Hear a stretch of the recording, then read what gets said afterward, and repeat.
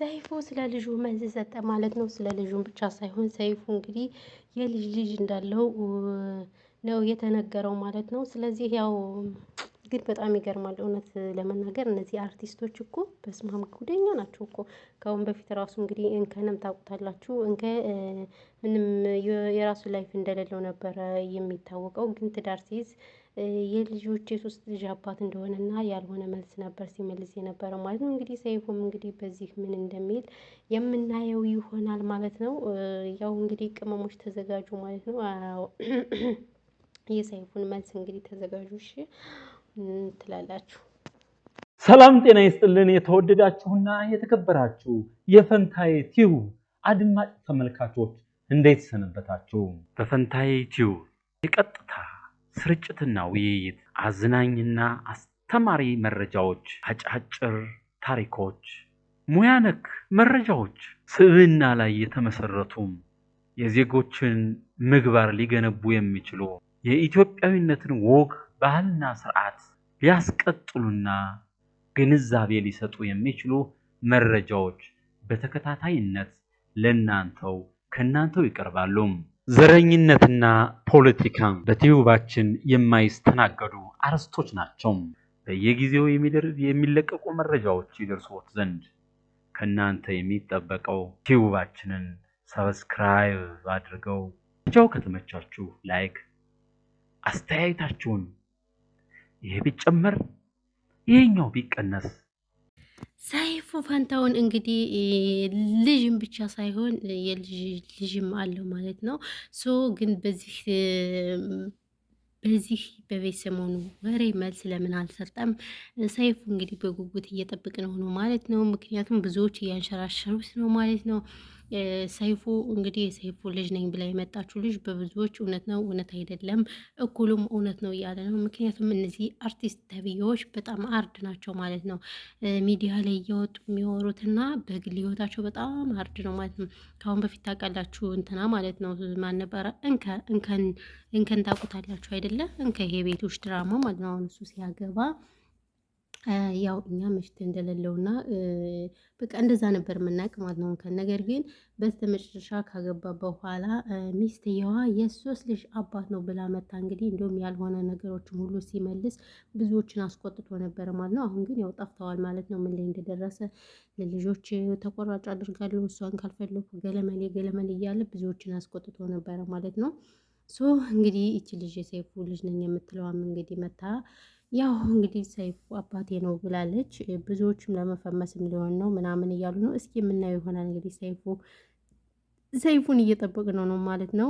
ምን አይነት መልስ እንደሚሰጥ ብዙዎች በጉጉት እየጠበቁ ነው። ነገር ግን ቲክቶክ ላይ በጣም እየተንሸራሸረ ነው ማለት ነው። እንግዲህ ልጅም አለው ማለት ነው። የ23 ዓመቷ ወጣት ልጅም አላት ማለት ነው። ነገር ግን እንዴት ማለት እሱ አሁን ክርስቲያን ነው እሷ ማለት ሙስሊም ነች። እንዴት ነው አልገባኝም። ማለት እስልምና መቼ ነው የተቀበለችው? ማለት በሃይማኖት ልገባ ፈልጌ አይደለም ወላሂ ስላለች ነው። እሱ ደግሞ የሙስሊም እምነት ተከታይ አይመስለኝም። እና ያው ወይ ሰልማ ነው ወይንም ምን አላውቅም ብቻ መልስ ይሰጣል ማለት ነው። ስለዚህ እኛም እየጠበቅን ነው። መቼም እኛ እንደው ጆሮአችን እኮ ጥሩ ነገር አትስሙ ተብለናል። አዎ ጥሩ ነገር ጆሮአችሁ ጥሩ ነገር መልካም ነገር አትስሙ ተብለን ተደግሞብናል።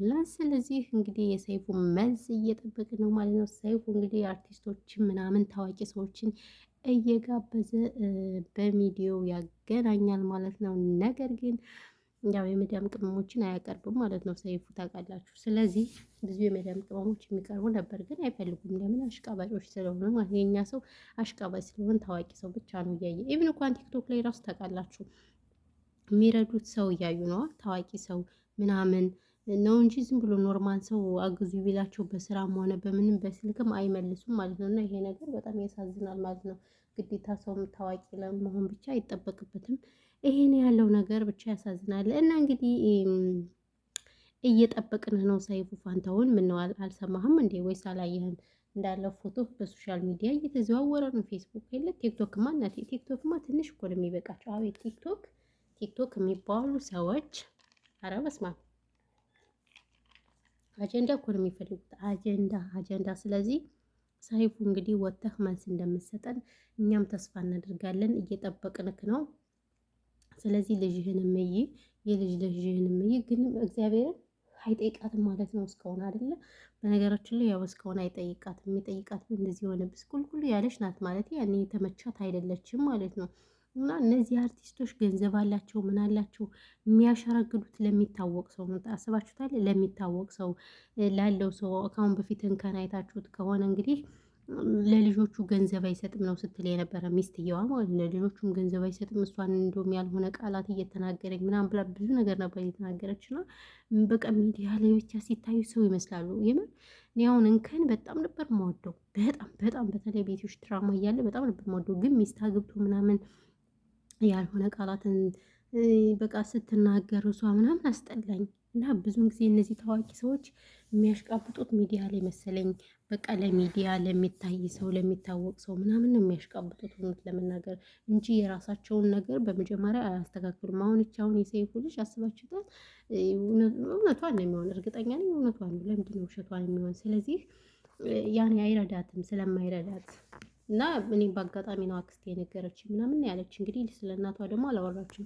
እናቷ የት ናት ወዴት ናት ምናምን ነገር አላውቅም። እንግዲህ ያው ሚስትየዋም ስትሰማ ያለውን ነገር እናያለን ማለት ነው። ነገር ግን እንደው በፊት ሪሌሽን በተለይ ልጅ ያላችሁ ሰዎች እንደው ባትደብቁ የምታገቡትን ሴት ማለት ነው ደብቃችሁ ማግባት ይሄ ጥሩ አይደለም። በቃ እውነቱን መናገር ምክንያቱም መሰማት አይቀርም። ልጅ ካለ በምን ተፈልጎ ምንም ካለ ችግር የለውም። ልጅ ከሌለ ግን ምንም አባቱም ስለማያመጣ ምንም የሚያስጨንቅ ነገር የለም። ልጅ ካለ ግን በፎቶም ተፈልጎ አሁን ደግሞ ዘመኑ የተሻሻለ ነው። እንደ ድሮ አይደለም። የሆነ ነገር ፎቶ አለ መቀያየር አለ እና እሱ ይወጣል በየሶሻል ሚዲያ። ሁሉም ሶሻል ሚዲያ ተጠቃሚ ነው። ያኔ ትዳር ስንይዝ ትዳራችን ያናጋብናል እና የመጀመሪያ ህይወት ስንጀምር የድሮ ሪሌሽንሺፓችን መናገር አለብን። እውነቴን ነው የምላችሁ። አብዛኛው ግን እንደዚህ አይነት ነገር እየተናገረ አይደለም የሚገባው። በቃ እየቆዩ ለምን አልተናገራችሁም ሲባሉ እኔ አንቺን ስለምወድሽ እንዳላጣሽ ፈልጌ ምናምን ገለመል እያሉ የተለያዩ ምክንያቶችን ይደረድራሉ። ነገር ግን እኔ ከወደድኩት ምን አገባኝ? ስለ ድሮ ሪሌሽንሺፕ አይመለከተኝም አይደል እንዴ? ስለ ድሮ ፍቅረኛው ስለ ድሮ ልጁ ምንም አይመለከተኝም። ወደፊት ነው እንጂ እኔ ያለፈው አልፏል። ማንም በልጅነቱ ማንም የሆነ የራሱ ላይፍ ይኖረዋል አይደል እንዴ? ስለዚህ ስለዛ ላይፍ አይመለከተኝም። ግን እንደዛ የሚሉ ሰዎች ስለሚያጋጥመን ነው ማለት ነው። እና አሁን እኔ የሰይፉ መልስ ነው የጠበኩ፣ ሌላ ምንም አልጠበኩ። የሰይፉ መልስ በጣም እንትን ብሎኛል ማለት ነው። የሰይፉ መልስ በጣም እያንገበገበኝ ነው ማለት ነው። ስለዚህ እንግዲህ እና ሰይፋችን ስለዚህ ልጅክን ተቀበል ነው የምንልክ። አዎ ልጅህን መቀበል አለብህ። ስለዚህ ያው ያለው ነገር ይሄ ነው ማለት ነው። ውዶች፣ ማሮች፣ ፍቅሮች በተረፈ ሰላማችሁ ብዙ ትርፍርፍ ይበልልኛል። ነው ሳለና ትዳላችሁ። አዎ እና ሰይፋችን እና መልስ ስጠን። እኛም እኮ በጉጉት ተጨነቅን እኮ እንዴ።